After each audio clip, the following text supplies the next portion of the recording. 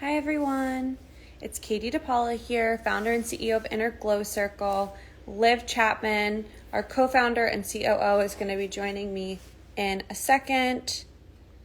Okay, we are talking today about one of my favorite things, one of the things that will completely change your coaching practice, one of the biggest things that people forget, one of the biggest reasons that people end up in business because they don't master this. They don't, hey guys, thanks for joining. They don't figure this out.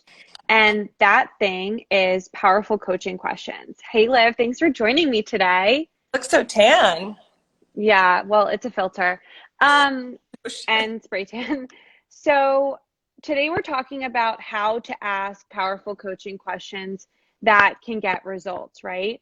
And I love this topic so much. I think asking powerful questions is the thing that will change your coaching business. Do you agree? I agree. And also your sales calls. So I think it's valid in both, like the beginning of the relationship and throughout. Yeah. So I completely agree with that. And let's touch on both of those things. So I'm just Oh, I am just pinning a link here. We have a free workshop that I think you guys will really love. Yeah.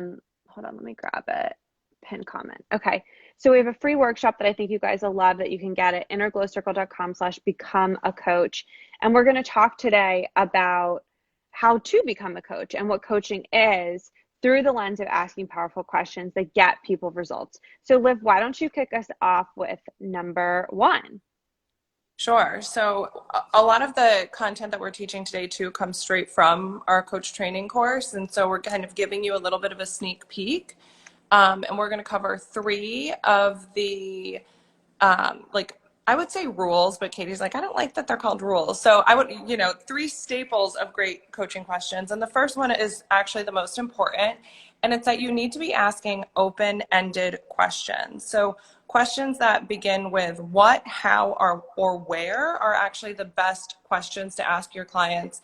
Open-ended questions simply allow for more reflection. Like if you're asking constant, like, do you, or are you based questions, those just typically um, call for a yes or no answer. And a yes or no answer doesn't really give you the juice that you need or the information that you need to really build a coaching relationship or to outline goals or even just to get to know the ins and outs of your client even more. So you want to have questions that start with what, how, or where, because it allows the client to expand much further beyond like yes or no. And it helps them actually like process things and get in touch with what they want on a deeper level. So questions that are like, what's coming up for you around this?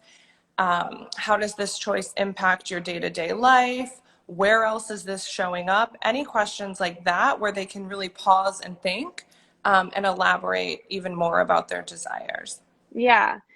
Or like if you're on a sales call asking something like, what is your ideal vision for your business? Or what is your ideal vision for your life? Or how do you see yourself getting there? Right? Like a lot of times for us, people will say, well, I want to have a coaching business. And it's like, well, how do you see yourself getting there? Like what would be required to help you get there? And if you're in a private practice, maybe that looks like, what is your ideal let's say you're a relationship coach, what is your vision for your relationship? And then again, how do you plan to get there? What's your plan look like right now, right? And also something like tell me more about where you are right now, or where are you in your business right now, or where are you on the path to creating that great relationship or that great business. And like Liv said, this is how clients really can get more deeply in touch with what they want and where they're coming from, right? Yeah. Because in our line of coaching, we talk more about being and who we're being and who the future version of us is and what's required of us to become who we want to become more than just what we're doing and checking things off the list. Cool. Cool. You want me to keep going? What? You want to do the next one? Yeah, I can do the next one. So the next one is ask forward moving questions. So a lot of times someone will come to you and they'll talk a lot about what they don't want and they'll have a lot of complaints. And I always say that complaints are just, um, we're asking for something that we want. We're asking for what we want and what we need, but we're not taking responsibility for getting there. And so what you want to do is work with your clients to get beyond what they don't want and get clear on what they do want, right? So don't focus on what the client doesn't want and why they don't want it. Focus on what they do want and how they're going to get it, right? What's the path to actually get there? When a client can identify what they don't want, acknowledge that, right? So if Liv comes to me and she says, well, I don't want this and I don't want that and I don't want this and I don't want that, you're like, huh. And it's just, as coach, you're just sort of like swatting these things out, right? Like, well, not that, not that, not that, not that. And you have to understand that that's how your client's living. Like they're living in this sort of reactive, um, punching bag way. Yeah. And this is how most people are living. Like most people, if you ask them what they want, they're going to tell you what they don't want first. And so as coach, part of your job is to say like, listen, I'm hearing a lot from you about what you don't want. Can I ask you, what do you want? What do you actually want? And honestly, like that sort of, call out, like calling them into their next level of being clear and being responsible for what they want so that they're not just letting life happen to them. They're taking responsibility and they're getting involved and they're getting engaged with their life and they're not just being avoidant, is going to start to shift the meter of how they're operating. So, say something like, I hear you that you don't want to stay in your current job and that you don't want a boss like the boss you want now, but what do you know that you want? Right? Like, what do you know that you want next? Or what do you want in a future job? Or what are some qualities you want in that future boss? So it's really easy for your client to get stuck in that don't want space. And if you're not on top of it, then it's easy for you to get stuck in that don't want space too. So just be aware of it. And some of our students are listening and watching. So tell us if you guys have gotten stuck here before. I know I totally have, where it's like, all of a sudden you're like, wait, all they're talking about is what they don't want, Yeah. right? So calling that out and then moving into what do you actually want? Liv, did you want to add something? Yeah, I actually really like what Kelly, our program director, just posted on here. It's actually like when you're working with a client, the whole scope of the coaching relationship is to support them in bringing what they desire to life and creating the thing that they wish existed, right? And Kelly says it's actually impossible to work towards not something. And so it can be a great understanding what you don't want and you don't desire is important because it can Hmm. serve as question stems, literally. Like, I hear that you don't want X, so what do you want, right? And when people Right. that reflected back to them in the form of questioning, it can be super helpful in them actually being able to see now what they do want. Um, Yeah. it literally is impossible to work towards a negative, right? Like to work towards not something. And so we really need to be always listening for the desire, even if it's sometimes phrased in the form of what they don't want. Like our job is to ask the question about what we're moving towards, not away from. Right. And as coaches, we're looking for breadcrumbs, right? Our clients are coming to us stuck. We're not going to fix the problem overnight. They're not Right. going to fix it overnight. And nothing needs to be fixed per se, but you're working towards resolution. You're working towards answers. You're working towards clarity. And so, you also can't get mad or frustrated with your client if they're stuck in the knots, because that's why they're coming to you. Like, that's why you have a job, right? So you have to like take these as breadcrumbs, and maybe like they might even say, I don't know. I don't know what I do want. I don't know. And you might say, well, if you don't want this, then do you want this? And maybe start suggesting some things to them. So I love that. And thank you, Kelly, for the addition. Okay, so number 3 is to be bold and then also patient. So it's kind of a mix here. And coaching as a skill set is really an art. There are, some kind of hard sciencey things that we can do as coaches, but it's also an art, and that's really important. So being bold and patient. Liv, do you want to talk to us about that? Yeah, I think as we aim to like make the coaching industry even more professional and really stand out as a modality like in and of itself, it's not about, and we talked about this I think on our last training, it's not about like giving advice to people and telling them what you think you should do. It's about asking the tough questions that their friends aren't going to probably be asking them, Right. or their significant other isn't going to be asking them, or their parents isn't going to be asking them, the safe questions, or even the questions that are almost like guided to the answer that the other person wants. You know what I'm saying? Like Mm-hmm.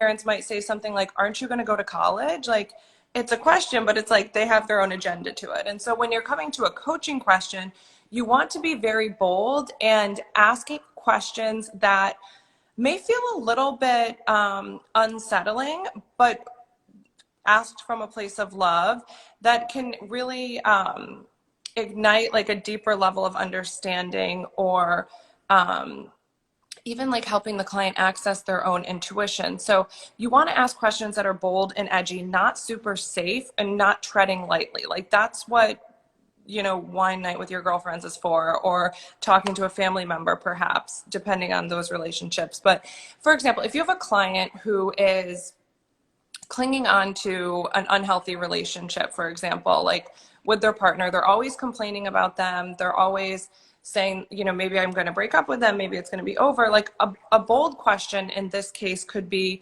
how much longer are you going to be willing to deal with this? Right? Mm-hmm. Direct to the point and ask them to actually declare something, right? Like as a friend, we may commiserate, or we may say like, but is it really that bad? Or like, are you sure you would ever want to leave? Or wouldn't you be Mm-hmm. afraid single? As a coach, we want to ask something more bold, more direct, and more, and with no agenda of our own, right? We want to Yeah. up. And that's why you also have to be patient. I think one of the biggest mistakes that I hear new coaches making is that they ask this bold question, right? And bold, it's hard to give examples of bold because it kind of depends on the tone and it depends on the conversation as a whole. But you'll know, you'll feel it, they'll feel it, and it'll activate something that you haven't seen or heard from your client before. Yeah. But they'll ask a really hard question, right? Or a really bold question. I'm trying to think of one that you've asked me before, Katie. I mean, I have an example, like just to kind of distinguish our coaching method. So, a friend of mine last night who um, is a coach but didn't go through, we're trained in different methods. She came to me last night and asked me, like, do you think this is a good price for this? And like our instinct as humans is to say yes or no, or like to just answer the question, right? But I said to her, because I'm a coach and that's my job just as a person, right? Um, and she's also a coach, so like I'm staying in the lingo of this space. I said, "May I ask you what had you ask me about the price? Like what's having you come to me asking about the price?" Right? Because the when a client comes to you and they're like, "Do you think this looks good?" It can sometimes be frustrating for you and the client, but like your job isn't to just say yes, I think it looks good. Your job is to say, well, what's having you ask me whether or not it looks good? Do you think it looks good? Right? And there are times where you can put on your consulting hat and just answer the question directly from your opinion, but you got to be clear about that. Like our job as coaches is not to just give our opinions. Right. And that's why I said at the very, very beginning that people are overworking themselves as coaches because they're trying to give people advice all the time. And that's exhausting. And it's also not your job because what you think is good or what you think is a good price or what you think is a good website isn't necessarily what that person or that person's clientele thinks. And so it's Right. important to ask them and get deeper and say, well, I'm just curious, what's having you ask me about the pricing? What are your thoughts on the pricing? Exactly. And the whole point of a coaching relationship is to hold your client as the expert, right? Right, So often the bold thing is that you're giving the autonomy back to them. Like, right. what not choosing here? What has you coming to me for something that I actually believe that you're strong enough to answer yourself, right? And not in a judgmental way, like just saying, like, I'm just curious, like, what's having you come to me around Yeah. this, right? And I think I skipped the point I was trying to make before because of going back to the example. But the other thing is when you do ask a really bold question, often coaches will then try to like backtrack and be like, or you like then offer like an either or question or say, but you don't have to answer that right now. Or like you could, but what you really want to do is just ask the bold question and let it sit for a few moments, right? You have to be patient and you have to let them think and literally process what's going on for them, and don't be afraid of the awkward silence. And that's what we really mean by like be bold and then be patient. Yeah, It's important to ask those questions that no one else is asking them. And Katie and I tell the story all of the time. When I was working with Katie almost 7 years ago, 100 years ago. 100 years ago, like, what do you actually want? Because when she first Right. wanted, I said, well, my parents think I should do this, my boyfriend thinks I should do this. And she was like, what does Olivia actually want? And I just remember there's nothing super fancy about that question, but the way that she asked it and the directness of it was so bold, and it really had, I must have paused for 5 minutes before I answered. But you gave Right. me that. I needed that space because no one had ever asked me that before.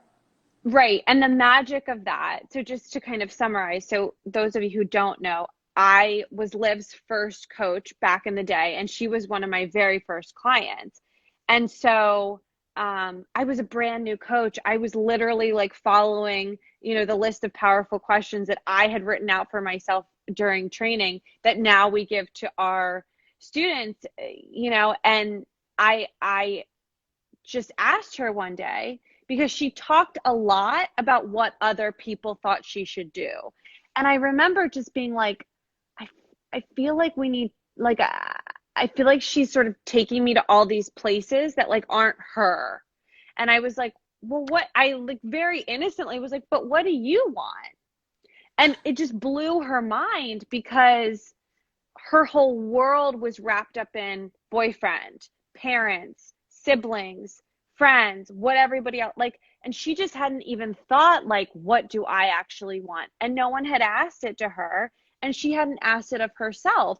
And that's the normal experience for so many people. So many people, when you ask them, what do you want? They'll, like spin off a list of, well, this is what my parents say, and this is what, and you just have to say, like, I totally get all that. And I'm just curious, what do you want?